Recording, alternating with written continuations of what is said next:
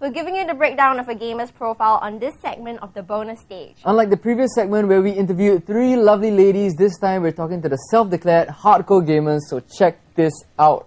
On this 4th segment of bonus stage, we delve into the minds of different gamers and we find out what is their idea of a gamer. And as gamers themselves, what do they think of the general gamer profile of gamers equals to geeks? First up, hear it from the captain of Singapore's top gaming team, the Titans. Oh, wow. That was like, the first time I did an interview, they asked me this question as well. What do you think about the stereotype of gamers? I've heard it all. Geeks, nerds, losers, no social life, blah, blah, blah, blah, blah. Man, we are not social misfits. All of us have active social lives. I hit the clubs, I party up. We do it all. But we don't want people to think that gaming is, how should I say, the only thing that we can do. It's not a career with no career path. All of us are either trying to get our degrees or already have them. We're working towards that. We understand that we can't be doing this for the rest of our lives. Myself, for example, I'm interested in games, totally interested in games, and I'm moving on doing game development. Something the government supports, something they're really putting a lot of resources into. And that's something I encourage a lot of local kids to go into as well. But for the rest of them, the skills that they've picked up from gaming, discipline, teamwork, just being able to work with another person, for an extended period of time. It's stuff like this that they are applying to their everyday lives as well. So we want people to understand that gaming makes you a more rounded person. Gamers are not like, hey, this is all they do. They play games. No, we can do a lot of things if we apply ourselves to it. What do you think a gamer should be, and also what, from what you've seen, is it any different? When it comes to professional gaming, I think across the board it's pretty much the same thing. They're dedicated, they're disciplined, and they're extremely well-rounded individuals. Most gamers have a variety of talents, be it sports or whatnot. I mean, you stop developing your reflexes at the age of 12. That's fact.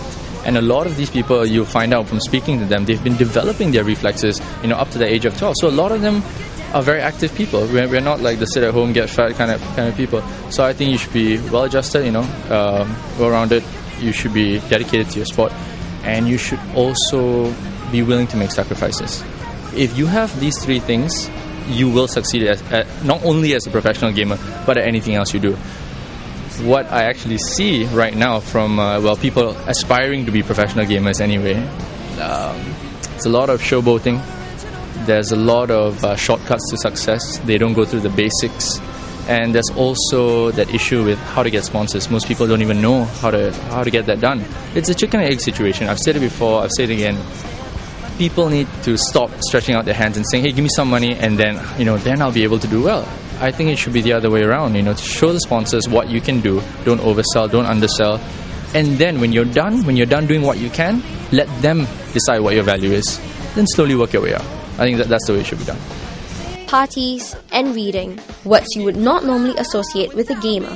Do casual gamers have a different perception of a gamer's profile? Or is it all the same? A nerd who sits at the computer and just basically spends his time playing. Habits, they tend to talk about the games they play a lot. Sometimes some of them look like as if they haven't slept for ages, kind of thing. Like, dark eye bags. Do you have any friends like that? Apparently I do. Sometimes, they'll be, when I go out with them, they end up talking about computer games more than what we're supposed to do when we're out. And what do you have to say about the stereotype of a gamer? Hopefully I'm not one of them. Well, according to you guys, the general profile of a gamer is that they play the computer all the time and have a nerdy-looking appearance. But from what we've heard and seen, not all gamers fit the general gamer profile of geeky and social misfits. But there is cause for the assumption.